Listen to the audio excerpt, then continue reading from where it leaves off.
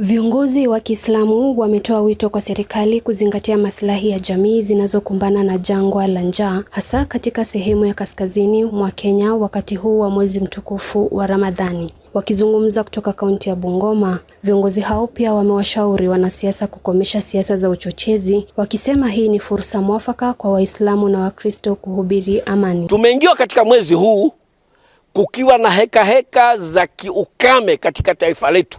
Kuna kaunti ambazo ni 23 zimekuwa na ukame, zina shida ya chakula, na mwezi mtukufu wa Ramadhani umeingia na Wakristo wanafunga.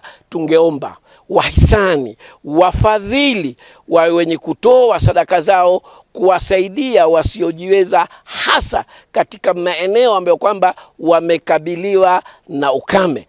Wito wetu kwa Wakristo na Waislamu wawe ni wenye kuomba sana, kumuomba Mwenyezi Mungu alete amani katika taifa letu, hasa wakati huu mgawanyiko wa kisiasa umeonekana. Makundi yamegawanyika, imekuwa ni matusi, na watu wakifunga hawafungi kula peke yake, wanafunga mpaka maneno machafu yasizungumzwe. Wamekashifu joto la siasa linaloendelea kwa sasa baina ya mirengo pinzani, wakiwasihi vijana kuwa makini dhidi ya kutumiwa kuzua vurugu. Aidha, wameitaka serikali kuondoa ushuru katika bidhaa muhimu inayotumiwa wakati wa mfungo huu ili kuwezesha wahisani zaidi kujitokeza na kusaidia wahanga wa njaa ambao wanakabiliwa na makali ya njaa. Kwa ajili ya hiyo tunaomba serikali yetu, mwezi huu mtukufu wa Ramadhani, hatutaki aina yote ya fujo.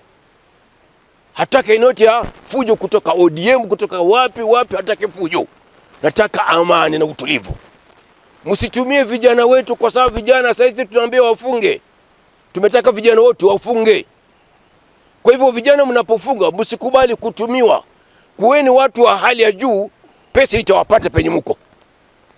Wasia wetu vile vile pia kwa wale ambao kwamba wamejaliwa. Kuna watu wamejaliwa alhamdulillah. Lakini hawa watu ambao wamejaliwa hawako tayari kusacrifice kwa ajili ya Mwenyezi Mungu. Lakini wako tayari kusacrifice kwa ajili ya kishetani, kutoa pesa na kutupatupa na kutupia vijana wote 200. Lakini kupatia mambo ya dini, kutafuta wale maskini wa ndani ambao kwamba tunaambia tuwatafute, hamuko tayari.